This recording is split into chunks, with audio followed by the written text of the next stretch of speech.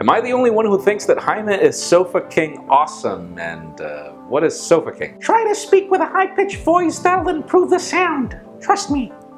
Right. This guy is in a porno, and I've heard that before. Which movie is it? That's right, it's that time of the week. I am Heuer Rivera. This is Pocket Now, and this is the Pocketnow Daily Recap for last week.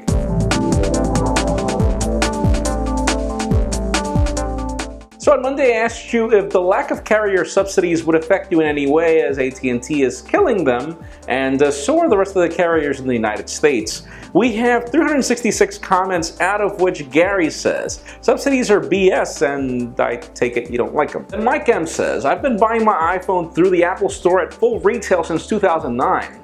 Thank you carriers for the discount, but I'd rather have my phone and my carrier separated. And that's the way it happens mostly around the world. I think the United States is just catching up to the way things are. And Tyler says, no, I hate buying carrier phones because of the bloat and slowed updates. And true, that is a major problem in the United States. The problem is that the next services for AT&T and Edge from Verizon are still going to continue doing these same things. I don't think that the lack of subsidies will fix that. Then on Tuesday I asked you, how much would you be willing to pay for a TV subscription service, as the rumors are that Apple is going to bring that in the fall since it didn't happen at WWDC.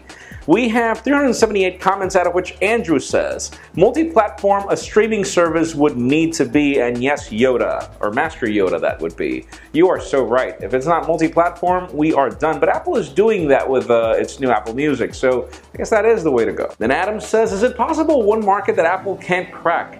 Doubt it will ever be as cheap as your content for cable. For £6 in the UK, you can't really go wrong with Netflix. And true, but this is something very different to Netflix. We're talking about on-demand TV, not just on-demand movies, which would be revolutionary in a way for some people. Then Reza says, I would pay $20 to Netflix if they would add sports streaming to their services. And yeah, I feel that a lot of people would do that. I pay $10 for Dish, which is now, I forget the name of their new, I think it's Sling TV or something. I pay $10 for that just for sports, plus $8 on Netflix, plus Hulu. Hey, if they offered me $30 for everything that's available on cable and movie services like Netflix, all combined, I think that would be an amazing service, but that's just my opinion.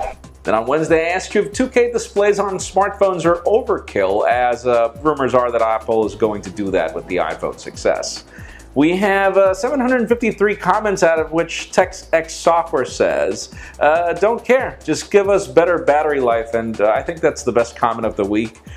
You know, it's come to the point where I really don't care if I get a 4K display. Anything above 1080p, in my opinion, is overkill. I would love better battery life, and that's something that nobody's been able to figure out yet. And Talk Tech says, 2K would never change my mind about a phone's display. I have not seen a phone to date that was only better because of resolution, since 1080p became the norm.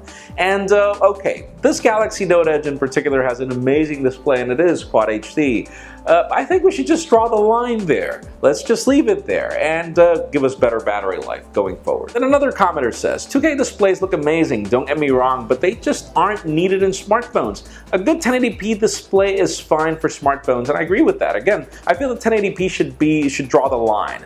And then for phablets, then yes, give us 2K. And yeah, give us better battery life going forward. Let's just not jump to 4K. There just needs to be a limit. Then on Thursday I asked you if after the buzz you still care about the Apple Watch, as Apple is expanding the reach of the product to go to Europe and other countries.